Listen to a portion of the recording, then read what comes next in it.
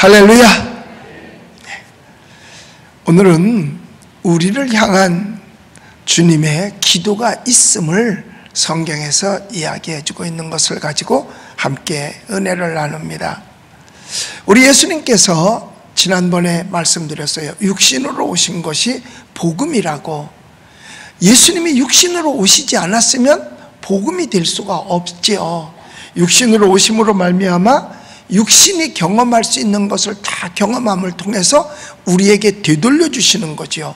예수님이 가난하게 사셨기 때문에 가난을 알아서 우리의 가난의 문제를 해결해 주고, 채찍에 맞을 수 있었기 때문에 우리에게 성경대로 질병의 문제를 해결해 주시고, 또 피 흘릴 수 있었기 때문에 우리의 죄를 사해 줌으로 말미암아 우리의 영혼의 문제를 해결해 주실 수 있었어요. 그렇기 때문에 예수님께서 이 땅에 육신으로 오신 것은 복음입니다. 그런데 예수님께서 이 땅에 오셔서 그 오신 목적을 다 이루셨어요. 그러니까 33년 동안 이 세상에 살면서 예수님은 부유하게 살지 않으셨어요. 그 이유는 왜냐? 우리 모두를 부유케 하기 위해서. 할렐루야. 그래서 예수 믿는 사람은 부유하고 만족하게 사는 게 하나님의 뜻입니다. 부유해도 만족함이 없는 사람이 있습니다. 근데 적어도 만족함이 있는 사람이 있습니다. 부유하면서도 만족함이 없는 사람보다는 적어도 만족함이 있는 사람이 훨씬 더 부유한 사람이거든요. 예수님은 바로 그 목적을 우리 가운데 이루어 주셨어요.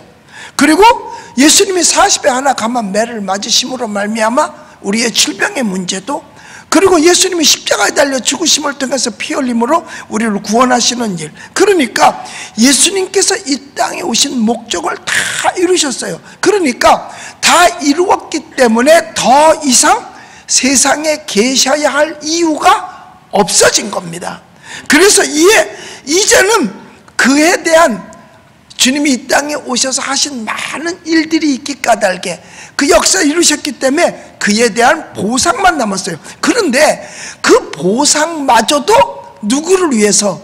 구원받은 후사, 우리를 위한 기도가 바로 예수님의 보상인 줄 믿으시기 바랍니다. 그러니까 우리를 향한 주님의 기도예요. 오늘 본문 내용이 바로 그런 겁니다. 예수님은 첫째로 우리를 위해서 기도하셨는데 그게 뭐냐 하면 우리를 보존해 달라고 하는 기도입니다. 예수님은 이제 하늘나라로 승천하시잖아요. 그리고 제자들만 남고 우리들만 남았어요. 그러면 이제 우리들이 남아있는데 우리에게 필요한 게 뭐냐? 하나님의 절실한 도움이 필요했던 거예요. 예수님께서 가시면서 마음이 안타까움을 가지고 계셨잖아요. 왜? 고아와 같이 버리는 것 같아서, 그래서 외롭게 있는 것 같아서, 그래서 이 세상에 사는 동안에 하나님의 도우심이 절대로 필요하다. 그래서 온갖 세상의 유혹이나 죄나 각양각색의 사단의 함정들이 우리를 둘러싸고 있거든요. 문만 열고 나면 죄의 백화점이에요. 백화점 안에 가면 물건이 많은 것처럼 죄 지을 수 있는 가능성을 다 가지고 있습니다. 또한 근심과 고통의 무거운 짐을 지고 이 세상 살아가는 동안에 그런 어려움을 겪잖아요. 이런 우리들을 위해서 첫째 기도가 뭐냐? 지켜달라고 하는 거, 보존해달라고 하는 거예요. 즉 하나님이 돌보아서 보존케 해주심으로 말미암아 하나님의 보호가 언제나 필요함을 여기서 예수님께서 기도하고 계시는 겁니다. 여러분, 이스라엘 백성들이 430년 동안 애굽에서 종살이를 끝내고 해방되어서 가나안으로 향해 가잖아요. 광야길에서 하나님은 40년 동안 그들을 보호해 주십니다. 보존해 주시는 거죠. 밤에는 불기둥으로, 낮에는 구름기둥으로. 그리고 목마를 때는 반석에서 생수를 내보내주고, 홍해를 앞에 쓸 때는 하나님께서 바다를 가르셔서 그 앞으로 육지같이 지나가게 하시고, 또 여호수아가 전쟁 중에 있을 때는 하나님의 도우심으로 해와 달을 멈추게 하셔서 환한 곳에서 전쟁을 승리하게 해주셨어요. 그러니까 하나님의 도우심의 은혜는 한도 없고 끝도 없고 크셨던 거예요. 그래서 마침내 그들을 하나님께서는 가나안 땅까지 인도해 주십니다. 이게 하나님의 도움이 아니고서는 절대로 불가능한 거지요. 하나님의 택한 백성, 하나님의 택한 사람은 하나님이 도와주시는 줄 믿으시기 바랍니다. 그래서 이 하나님의 보호의 그 목적이 우리를 끝까지 지켜주시는 거예요. 우리 예수님 믿으시면 아멘 하십시다. 그래서 우리 예수 믿는 사람이 전 세계에서 퍼센트로 각 나라를 따질 때 가장 많은 나라가 우리 대한민국입니다. 교인이 많은 게 아니라 예수 믿는 사람이 많아요. 할렐루야. 우리 예수님 믿으시면 아멘 하십시다. 그래서 사실 우리 민족도 하나님의 도우심으로 오늘날까지 보존되어져 오고 있는 겁니다. 하나님의 도움 없이는요 우리 대한민국 없어졌어요. 있을 수가 없지요. 그러니까 일본의 한일 합방한 후에 36년 동안 일본의 식민지 생활을 살았잖아요. 50년만 식민지를 하면 나라가 없어진대요. 왜냐하면 우선 생각이 달라져 버리고 언어가 없어져 버리고 주권이 없어져 버리기 때문에 나라가 없어져 버리고 만다는 거예요. 그런데 그래도 36년 만에 우리가 해방을 얻었잖아요. 우리가 무슨 특별하게 뭘 잘해서 해방을 얻은 것이 아니라 사실은 하나님의 도우심으로 연합군을 움직여 가지고 일본의 히로시마와 나가사키에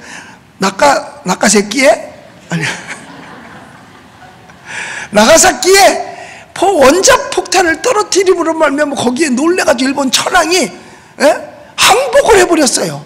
그 바람에 우리도 자연적으로 해방을 얻게 된 것입니다. 그래가지고 해방을 받게 되니까 이제 그때에 진정 우리에게 자유가 오기 시작했던 거죠. 그런데 해방을 했는데도 불구하고 남과 북이 가운데로 나누어지게 된 거잖아요.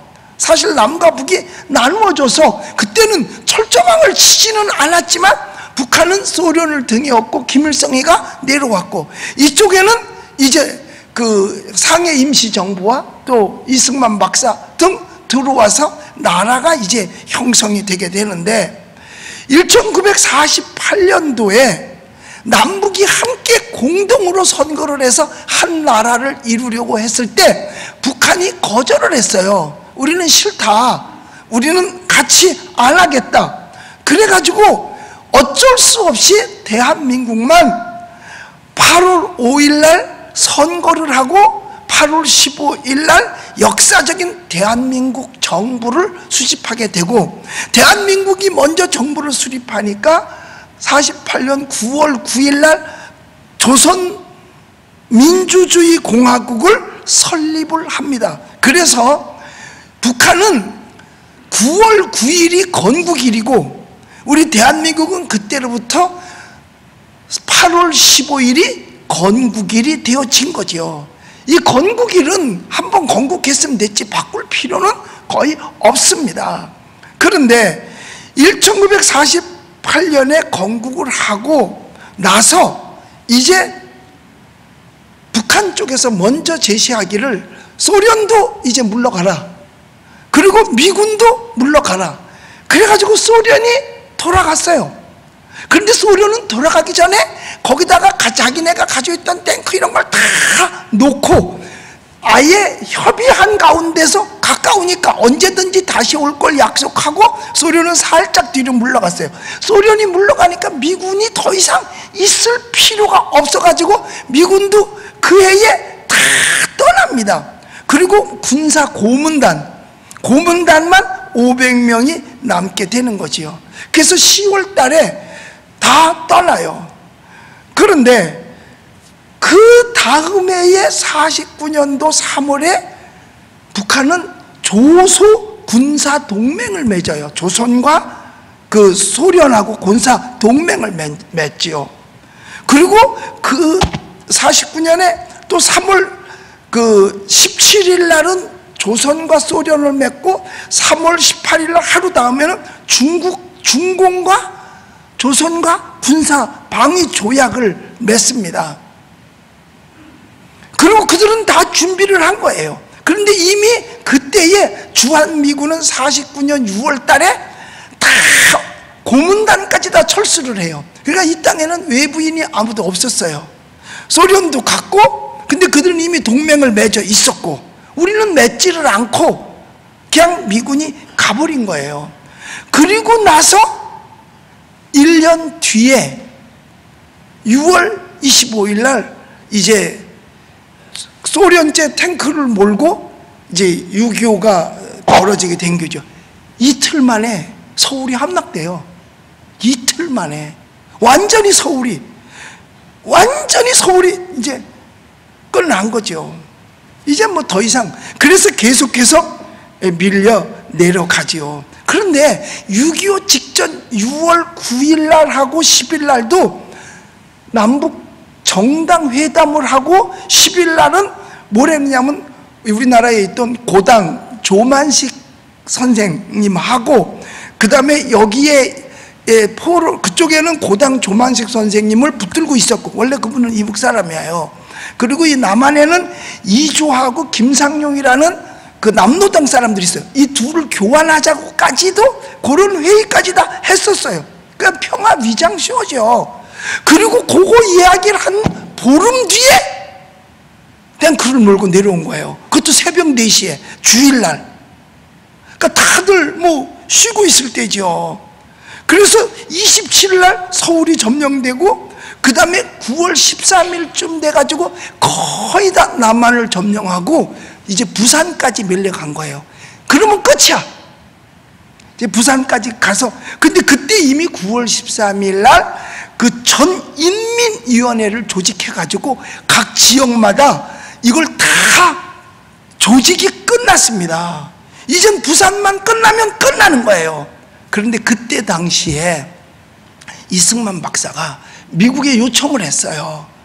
우리를 도와달라고 요청을 했습니다. 그런데 그때 당시에 트루만 대통령은 대만과 대한민국은 방위에서 빼버려라 그래가지고 아예 빼버렸던 상태예요. 동맹도 아니고. 그러니까 아무도 여기를 도와줄 사람이 없었습니다. 그런데 그때에 미국에 한창 이 라디오가 지금 텔레비보다 더 많이 유행할 때인데, 빌리 그레함 목사님이 28살에 라디오 설교를 하면서 전 국민에게 어마어마한 그 영향력을 끼치고 있었던 거예요. 그런데 그 빌리 그레함 목사님 사모님이 북한, 그러니까 우리 대한민국에 와서 북한에서, 그러니까 그쪽에 북쪽에서 선교를 하던 선교사님 딸이야. 대한민국에서 태어났대요. 그 빌리 그레함 사모님이. 그런데 그때 이미 대한민국에는 빌리 그레함 사모님의 아버지를 비롯한 선교사들이 전도를 많이 해서 50만 명의, 그때 당시에 50만 명이면 어마어마하게 큰 많은 사람이죠. 50만 명이 예수를 믿고 있었다는 거야. 그렇기 때문에 그 사모님이 빌리 그레함한테 얘기를 한 거예요. 거기는 지금 크리스찬이 50만 명이 살고 있는데 내버려두면 다 없어진다, 다 죽는다. 그러니까 당신이 가서 트루만을 쏴라. 그래가지고 트루만한테 가서 얘기를 해라. 그런데 그때 당시에는 그 트루만 앞에 그 빌리 그레함 목사님이 어마어마한 영향력을, 그러니까 라디오 스타지.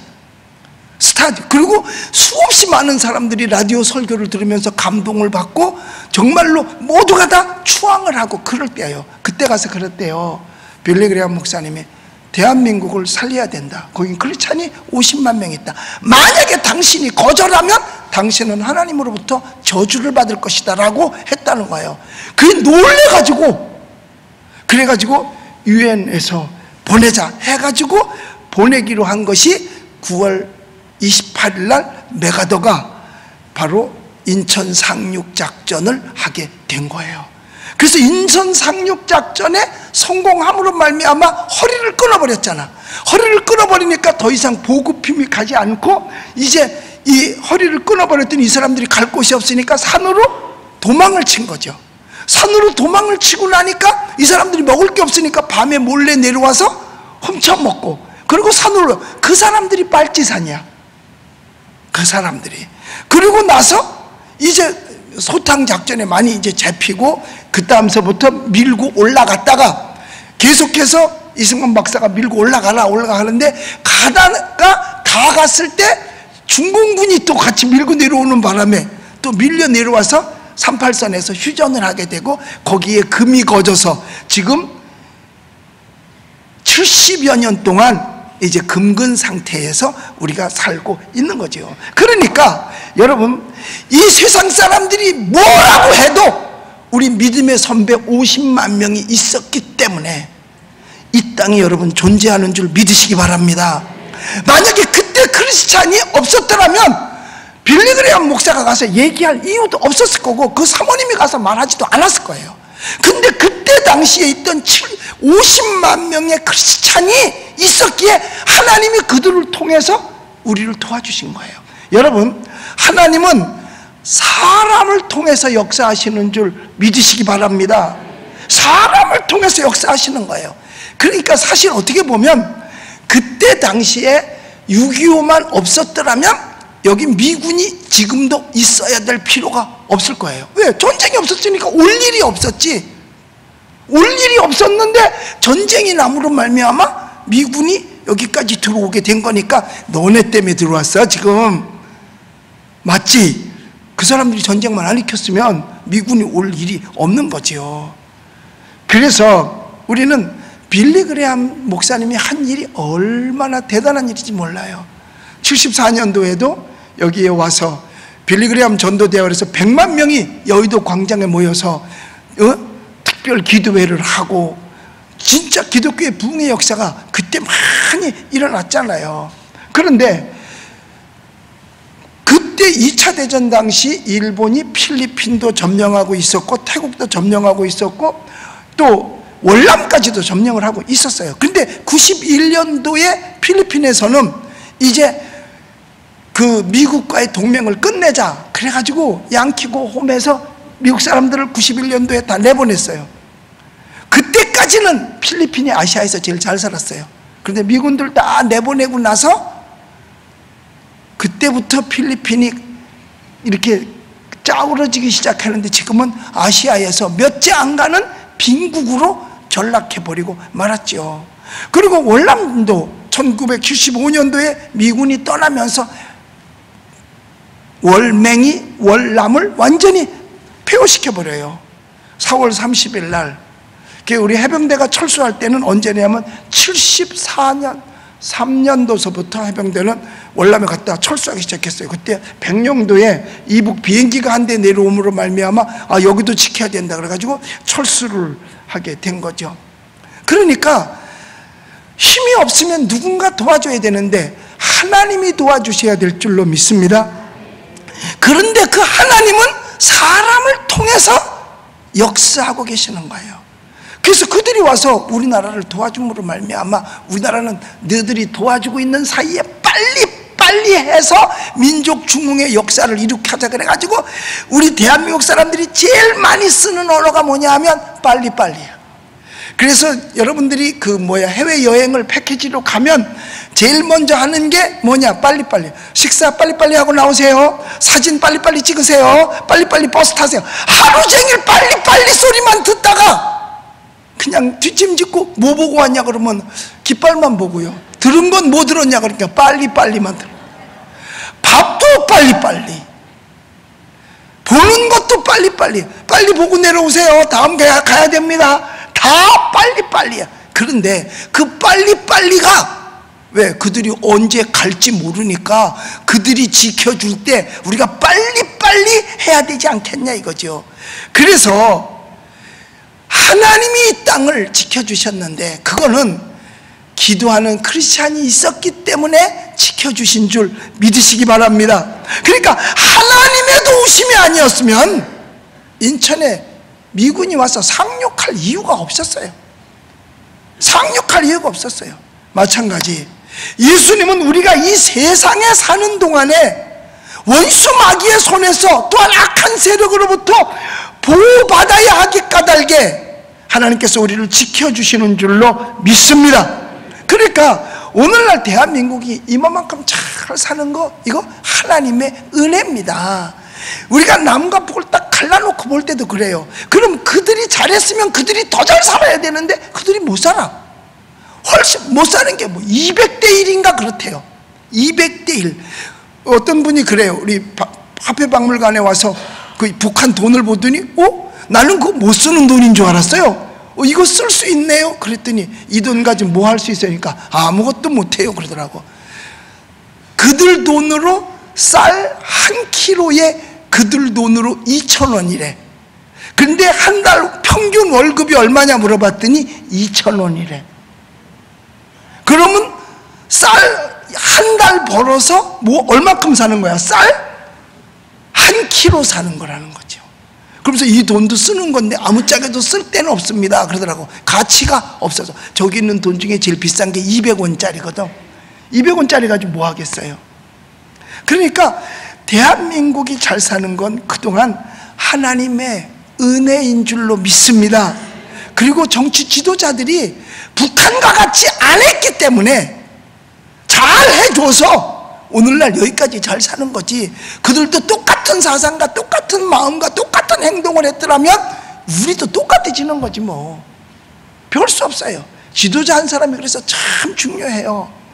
베네수엘라 같은 나라 지도자 잘못 세운 나라가 거지가 되고, 멕시코는 어떤 지도자 하나 세웠더니 땅바닥에서 일어나는 귀한 역사도 이뤘다라고 얘기합니다. 멕시코도 남미 쪽에서 가장 어려운 나라 중에 하나인데 지금은 중류에 들어가 있어요. 아르헨티나도 그렇고 페론 수상 같은 경우 그랬잖아요. 여러분, 우리 주님은 우리를 악한 세력으로부터 지켜주시는 줄로 믿습니다. 이게 다 하나님의 도우심이에요. 그래서 예수님이 기도하는 내용이 뭐냐? 하나님, 내가 이 사람들을 다 두고 하늘나라로 갈 텐데 하나님이 여기 남겨둔 제자들과 크리스찬을 지켜달라고, 보호해달라고 하는 게 주님의 기도예요. 그 다음에 두 번째로는 하나 되게 하기 위해서 기도하셨습니다. 오늘 여기 본문에도 보니까 11절에 그러잖아요. 11절에 보면, 뒷줄에 보면 그들을 보존하게 하사 우리와 같이 그들도 뭐 되게? 하나 되게 하소서. 성경에 보면 혼자는 천을 쫓지만 둘은 만을 쫓는다 그랬어요. 그건 공식으로는 안 맞아. 혼자 천을 쫓으면 수학 공식으로 따지면 2천을 쫓아야 맞는 거거든요. 그렇죠? 그런데 왜 만을 쫓느냐? 그래서 혼자는 못해도 둘 이상만 있으면 큰 일을 할 수 있는데, 혼자였을 때는 그냥 혼자니까 아무렇지도 않은데 둘 이상만 모이면 의견이 다르다 이 말이야. 생각도 다를 수 있다는 거야. 그래서 하나가 될 때에 혼자서 하지 못하는 엄청난 일들을 해낼 수 있다는 겁니다. 그러니까 혼자는 꼼짝도 안 해. 돌 하나가 그럼 하루 종일 있어도 그 돌을 못 옮겨. 그런데 둘이 옮기면 들을 수 있어요. 그러니까 한 개도 못하는 일을 둘이 하면 몇십 배로 더 많은 일을 할 수가 있다는 거죠. 그래서 옛날에 이승만 박사 그런 얘기 했잖아요. 뭉치면 살고 흩어지면 죽는다. 그래서 해방 후에 정부를 세우고 나서 백성들에게 뭉치면 살고 흩어지면 죽는다 그랬어요. 그런데 그때 당시에 국민 중에 약 72% 정도가 북한을 동경하고 좌익을 동경하던 사람들이었대요. 그래서 6.25 나기 전에 왕래가 그냥 보통 할 때에 이주법을 만들어서 9만 명을 북한으로 가고 싶은 사람은 거기 가서 살아라 하고 보내줬다 그러더라고요. 그 이후에 한창 일본에서 뭐랬느냐, 북송교포가 생기기 시작했어요. 북한은 천국이다 그래가지고 일본에서 어마어마하게 많은 사람들이 북한으로 갔는데 거기는 일본인과 결혼한 남자도 있었고 여자도 있었어요. 같이 갔어요 다. 그랬다가 나중에 되돌아 오려니까 너무너무 힘들었어요. 그래서 일본 정부하고 이야기를 해서 일본 사람들만 조금 이렇게 일본으로 도로 빼온 적이 있기도 합니다.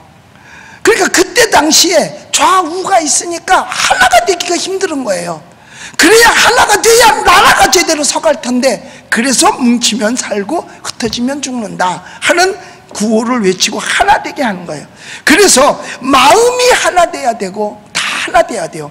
우리는 하나님을 사랑하는 마음, 교회를 사랑하는 마음, 가정을 사랑하는 마음이 다 하나가 돼야 될 줄로 믿습니다. 하나가 될 때 아름다운 것이고, 하나가 될 때 힘이 되는 것이고, 하나가 될 때 목표를 더 빨리 이룰 수 있는 것입니다. 하나가 될 때 목표를 더 빨리 이룰 수 있는 거예요. 옛날에는 여름이면 수제가 나가지고 수제의원금을 초등학생까지 모았잖아요.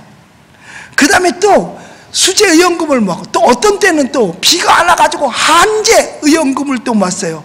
그래서 그 물 퍼내는 그 펌프 같은 거를 시골로 해주고, 이런 발동기를 해주고 하는 일들을 했어요. 그런데 초등학교 아이들까지도 그 코문도 돈을 모으는 일에 하나가 되니까 엄청난 일을 해내는 거고, IMF 때도 금 모으기에 전 국민이 하나가 되니까 IMF를 극복할 수도 있었거든요. 그러니까 이 하나 된다는 건 얼마나 중요한지 몰라요. 하나가 될 때 목표를 더 빨리 이룰 수 있는 겁니다. 합창단을 보면 그렇잖아요. 내 목소리만 커가지고는 아름다운 소리가 안 됩니다. 다 하나가 돼서 하모니를 이루어야 되는 거예요. 혼자 서로 커도 안 되고 혼자 적어도 안 되고, 다 같이 하나, 크면 줄이고 작으면 높이고 해서 하나가 될 때, 아까 우리 17여전도에 하는 거 보니까 처음엔 반주도 없더라고. 반주도 없이 시작을 딱 하니까 목소리가 똑같아요. 하나가 되니까 아름다운 거예요. 그런데 한 사람은 질러서 크고, 한 사람은 입을 열지도 않고, 그렇으면 이렇게 아름다운 목소리가 안 나와요. 하나가 될 때, 하나 되기 위해서 제일 먼저는 마음이 하나가 돼야 돼요. 첫째로 겸손한 마음. 교만한 사람이 있으면 절대로 하나가 안 됩니다. 다 겸손할 때 하나가 되는 거예요. 교만하면 하나가 안 되니까요. 그게 겸손한 마음. 예수님께서 나는 온유하고 겸손하니 너희는 나의 멍에를 메고 내게 배우라고 말씀하셨거든요. 이 겸손한 마음이 중요해요. 그 다음에 사랑하는 마음이 하나가 돼요. 그리고 남을 나보다 낮게 여기는 그런 온유한 마음, 이런 마음을 가지고 나라도 교회도 가정도 회사도 하나가 되어질 때에 발전할 수 있는 겁니다. 그러니까 잘났다고 하는 것처럼 내 목소리를 내세울 때, 그때는 절대로 하나가 되지 않아요. 내 스스로가 부족함을 깨닫고 남을 나보다 낮게 여기면서 겸손한 마음을 갖고 사랑하는 마음을 가질 때 하나가 되는 겁니다. 그런데 교만해서는 안 되죠. 그래서 여러분, 왜 혼자는 천을 쫓는데 둘은 만을 쫓는다 그랬느냐? 혼자 기도보다 합심 기도 위력이 더 큰 거. 너희 두세 사람이 합심하여 기도하면 내가 이루리라 그랬어요. 그러니까 하나 되는 거예요. 근데 사람이 하나 되는 게 쉽지 않습니다. 둘만 돼도 하나가 되기가 힘들어요. 그래서 결혼한 사람이 신혼여행 갔을 때 제일 많이 싸운다 그러더라고요. 우리는 신혼여행을 간 적이 없기 때문에 몰라. 그런데 갔다 온 사람 얘기가 싸워. 그러니까 우선 뭘 먹는 것부터 시작해서 어디서 사진 찍는 것부터 시작해서 하여튼 다툼이 있다 그래. 진짜야? 뜬 소문이야? 진짜야? 진짜야? 오, 진짜래. 회장이 진짜라 그러는 거 보니까 진짜 맞는가 보다. 이 둘도 하나가 안 되는데 우리 2000여 교인이 하나가 되기 쉽겠어요? 쉽지 않겠죠. 그리고 그 여행을 하다 보면 보통 패키지 여행 보면 15명에서 20명이 단체로 가잖아요. 그 20명도 하나가 안 돼가지고 가이드가 골머리를 앓잖아요. 이 사람 비유 맞춰 저 사람 비유. 그러니까 여행이 엉망진창이 되는 경우가 많아요. 그러니 여러분, 이 큰 교회가 하나가 될 수 있겠어요? 쉽지 않지요. 그러면 어떻게 되느냐? 여행을 잘 하려면 가이드의 뜻을 잘 따라주면 여행을 잘 할 수 있어요. 그런데 A 손님은 바다로 가자 그러는데 B 손님은 산으로 가자 그래. 그러면 중간에서 얘기하다 보면 시간 다 버리는 거야. A라는 손님은 양식으로 먹자 그러는데 B라는 손님은 한식으로 먹자 그래. 그렇다고 따로 갈 수도 없고. 그러니까 여행이 즐겁지 않은 거예요. 그래서 한 사람을 두고 거기에 마음이 하나가 되고 뜻이 하나가 되면 목표를 훨씬 더 빨리 이루는 줄로 믿습니다. 예를 들어서 성가대도 그럴 것 같아요. 이렇게 좀 흥겨운 찬양을 합시다 그랬더니 한쪽에서는 좀 천천히 가는 찬양을 합시다 그러고, 그게 가지고 다툼이 되면 찬양도 안 돼. 그러니까 누가 정하는 대로 해야 돼? 지휘자가 정하는 대로 해야 되는 거예요. 그래서 내 뜻에 안 맞아도 지휘자가 정하는 대로 갈 때 목표가 빨리 이루어질 수 있는 겁니다. 그런데 그 지휘자가 성가 시간에 세상에 유행가를 부르겠다 그래. 그럴 때는 어떻게 해야 돼? 그래도 지휘자 따라가야지. 그래가지고 주일날 예배 드리면서 오동추야 다리 발가를 불러? 오동동이냐를 부를 수 있어? 안 되잖아요. 그러니까 그때는 지휘자님, 여긴 교회입니다. 찬양해야 돼요. 그렇고 내가 잠시 잊어버렸네요. 이렇게 갈 수 있어야 되는 거지. 똑같은 것에 마음이 흐트러지면 안 된다, 이 얘기예요. 그래서 마음이 하나가 돼야 된다. 그 다음에 두 번째로는 언어가 하나여야 돼요. 기드온의 용사들이 여리고성을 도를 때도 마찬가지고, 기드온 용사들도 그래요. 여리고성을 도를 때도 그들은 언어가 하나였었어요. 실은 마지막에 외치라 그럴 때 그때까지 꽉 참고 마지막에 외쳤어요. 기드온의 용사들도 마지막에 나팔을 불고 외치라 그럴 때 마지막에 외쳤어요. 말을 하나로 했어요. 그런데 바벨탑을 쌓을 때도 언어가 하나였었어요. 그래서 그들은 엄청난 바벨탑을 쌓는 일을 할 수가 있었던 거예요. 하나님께서 내려와 보시고 저들의 행위가 하나님을 거역하는 행위였었어요. 하나님을 대적하기 위해서. 하나님께서는 다시는 홍수로 심판하지 않겠다 그러는데 저들은 하나님의 말씀을 믿지 않고, 홍수가 나면 우리가 피해야 되니까 높이 성을 쌓고 대를 쌓자 해가지고 하나님을 대적하는 거예요. 그리고 자기네 이름을 내겠다고. 그래서 하나님께서 이렇게, 저들이 언어가 하나이고 구음이 하나였다. 이 말은 뭐냐 하면 말이 한 말인데 사투리가 없었다 그 말이야. 우리는 말은 하나야. 우리 한글 하나인데 구음이 달라. 제주도 가서 하는 말 다르고, 전라도에서 하는 말 다르고, 경상도에서 하는 말 다르고, 충청도에서 하는 말 다르고, 강원도에서 하는 말 달라요. 다 달라요. 그러니까 충청도에서는 다른 데 사람보다 말을 굉장히 줄여서 하잖아요. 빨리 하잖아요. 보신탕 드실 줄 아세요? 그러면 딴 데서, 서울서는 어떻게 보신탕 드실 줄 아세요? 그러는데 거기서 충청도에서는 안 그래. 개요? 간단해. 다 이게 뭐냐? 구음이 하나가 아니야. 언어는 하나인데 구음이 하나가 아니야. 즉 사투리가 섞인다 이 말이야. 그러니까 제주도 가서 제주도 사투리 쓰면 아무것도 못 알아듣잖아요. 전라도 가서 전라도 사투리 세게 쓰면 꼭 욕하는 것 같아가지고 못 알아듣고, 경상도 사투리 쓰면 못 알아듣고 그래요. 우리같이 강원도 표준말을 써야 돼요.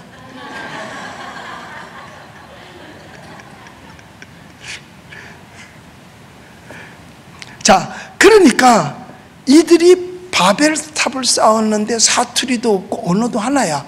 그러니까 어마어마한 일을 해. 그래서 하나님께서 바벨탑을 확 무너뜨린 게 아니라 언어를 혼잡시켜버렸어요. 그러다 보니까 이게 소통이 안 돼. 소통이 안 되니까 일을 할 수가 없어. 그러니까 자동적으로 바벨탑 쌓는 게 멈춰지게 된 거죠.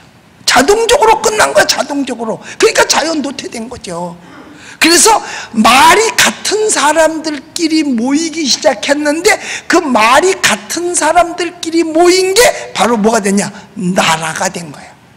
그래서 언어가, 그래서 하나님께서는 그 중에서 히브리어를 쓰는 사람들을 택해서 당신의 백성으로 삼고 하시고자 하시는 일을 히브리 백성을 통해서 하시게 된 거예요. 그러니까 언어가 다르면 절대로 어떠한 일을 할 수가 없습니다. 한쪽에서는 하자 그러는데 한쪽에서는 하지 말자 그래. 언어가 달라. 그건 못하는 거예요. 그런데 하자는 쪽으로 가면 되는데 하지 말자는 쪽 때문에 못한다니까요. 그래서 언어가 하나여야 된다. 그래서 말은 어떤 말이어야 되느냐? 적극적인 말, 긍정적인 말, 창조적인 말을 해야 돼요. 부정적인 말을 하면 안 돼요. 부정적은 발전할 수가 없습니다. 긍정적이라 해야 돼요. 그러니까 할 수 있다? 하면 된다? 해보자. 여러분, 우리 교회가 부흥하는데도 또 세계를 선교하는데도 긍정적인 언어로 하나가 될 때 그 일을 이루게 되는 줄로 믿습니다. 그래서 마음과 언어는 같이 가야 되는 거예요. 가정도 마찬가지예요. 마음과 온 집안 식구가 언어가 하나면 가정은 빨리 성장하는 겁니다. 그런데 마음도 다르고 언어도 달라. 그럼 절대로 집도 한 칸 못 삽니다. 부인은 이번에 집 삽시다 하니까 남편 아니야 떨어질지 몰라 나중에 사 요새 떨어질 것 같아. 그러다가 다시 올라갔어. 거봐 올라가자 살짝 그랬잖아. 그래 다음에 떨어지면 또 사지 뭐. 이게 내 뜻대로 안 된다니까. 그래서 마음도 하나 되고 언어가 하나 되면 무언가는 이룰 수 있는 거예요. 근데 그게 틀리면 이루지 못하는 거죠. 그 다음엔 행동이 하나가 돼야 되는 거예요. 행함 없는 믿음은 죽은 믿음이거든요.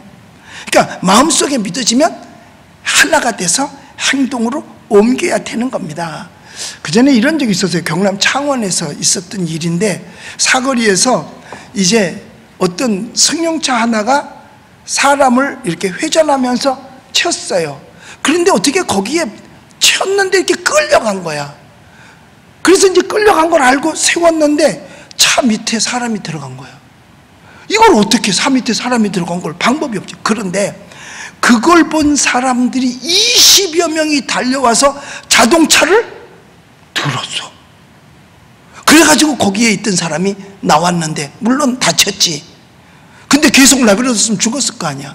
그러니까 20여 명의 행동이 하나 둘 셋 하면서 번쩍 들으니까 세상에 20명이 자동차가 들리더라니까. 그래서 거기서 순식간에 살아난 거죠. 그러니까 목격한 시민들이 행동을 같이 한 거예요. 행동을 같이 하는 거예요. 그래서 줄다리기 할 때요, 마음과 말과 행동이 하나가 될 때 힘을 쓰더라니까. 그래서 뭐 영차 할 때, 영할 때 차 하면은 안 돼. 그건 쳐. 그러니까 영차 하면은 이게 마음도 언어도 행동이 같이 땡길 때 힘이 있어서 적을 이기더라니까요. 기드온의 군대가 미디안과 전쟁할 때 그들은 불과 300명밖에 안 됐어요. 어마어마한 미디안 군대가 있었는데, 그런데 이 300명이 마음과 행동이 하나가 되니까, 언어가 하나가 되니까 그 많은 군대를 물리칠 수 있었던 거예요. 다 똑같이 항아리를 준비해라, 나팔을 준비해라, 횃불을 준비해라, 그리고 마지막에는 소리를 질러라. 이 행동이 일치했습니다. 그래서 항아리 준비하고 횃불 준비하고 나팔을 준비하고 소리 질렀어요. 그러니까 처음에 항아리를 다 들고 횃불을 항아리 속에 감춰. 한밤중에 일제히 똑같이 한밤중에 항아리를 깬 거야. 그러니까 한밤중 고요한 정막이 흐르는 방에 밤에 그 항아리 깨지는 소리가 얼마나 크겠어. 그것도 한 개도 아니고 300개의 항아리가 깨졌으니. 여러분, 왜 우리나라 옛날 가옥들의 울타리 밑에다가 항아리를 놓은 줄 아세요? 거의 울타리 밑에 앞으로 항아리를 쭉 놓잖아요. 도둑이 글로 들어와다 뛰었다가 항아리 깨지라고. 항아리 깨지는 소리에 놀래서 도둑이 도로 바깥으로 튀어나가든지 아니면 잡히든지 그럴 거 아니야. 그래서 항아리 울타리 밑에 놓은 거예요.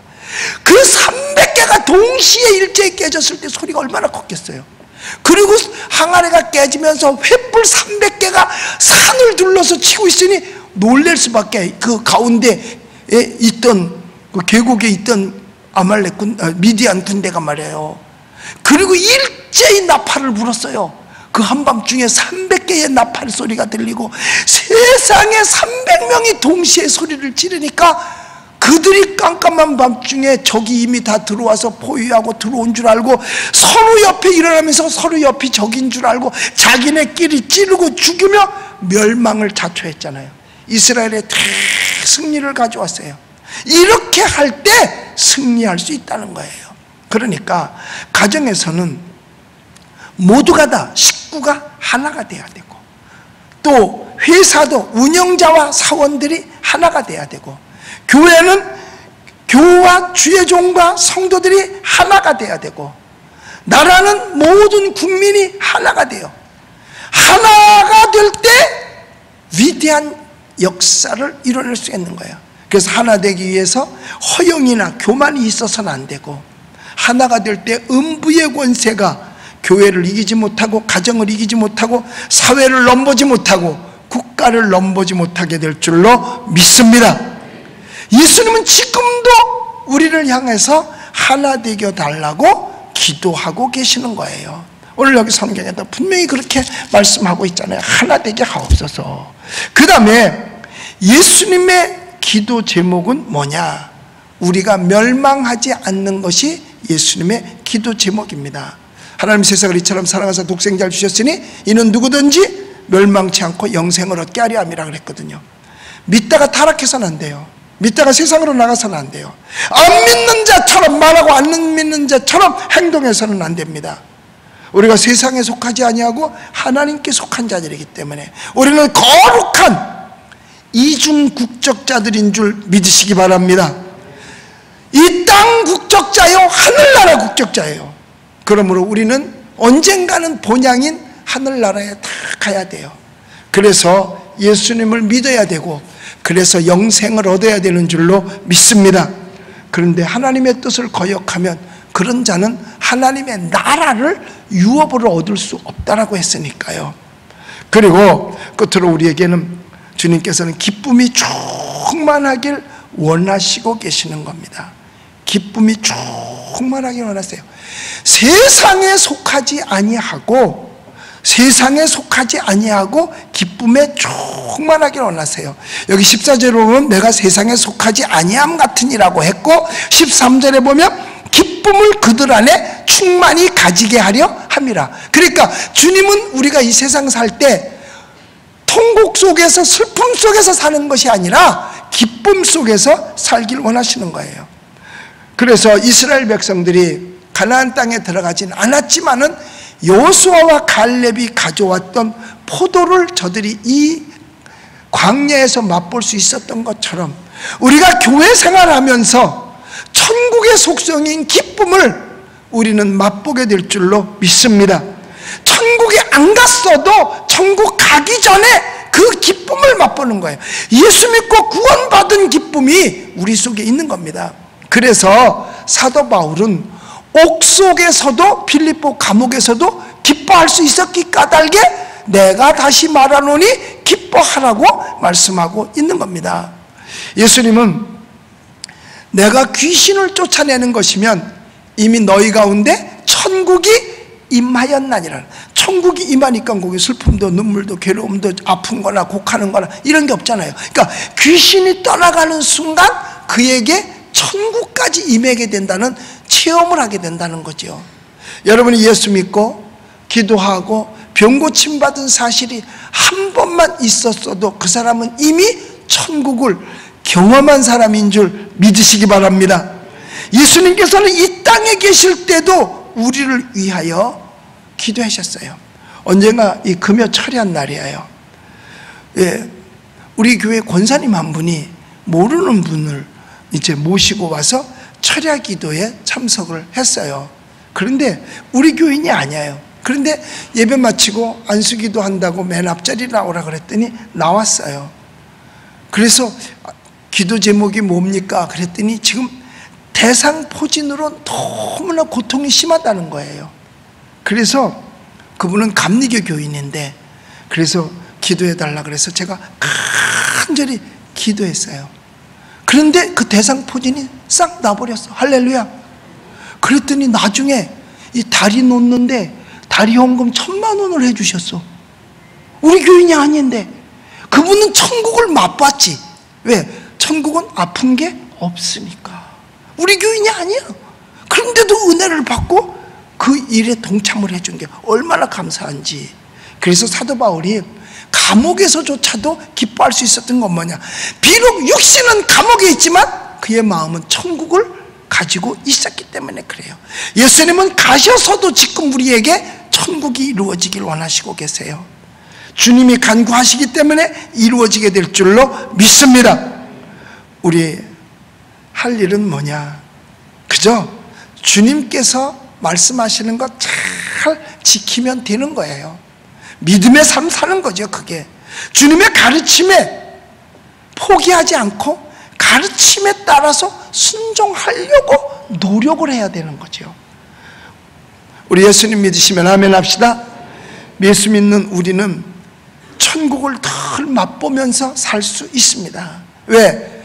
예수님은 지금도 살아계셔서 역사하시는 줄로 믿습니다.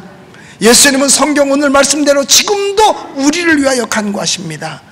우리를 끝까지 보호해 달라고, 또 우리가 하나 되게 해달라고, 멸망치 않고 영생 얻게 해달라고, 천국의 기쁨으로 충만케 해달라고 주님 기도하고 계시는데, 바로 주님의 기도가 여러분에게 이루어져서 여러분이 기쁨 충만한 천국을 이 땅에서도 맛보면서 사는 여러분들 되시기를 예수님의 이름으로 축복합니다. 기도하겠습니다. 주께서 오늘도 성경을 통해서 우리에게 뭘 하고 계시는지를 보여주심을 감사합니다. 주님은 지금도 살아계셔서 역사하시고 지금도 우리를 위하여 간구하신다고 했습니다.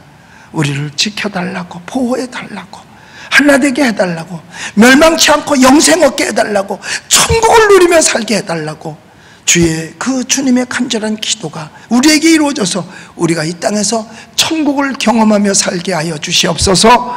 예수님의 이름으로 기도드리옵나이다. 아멘.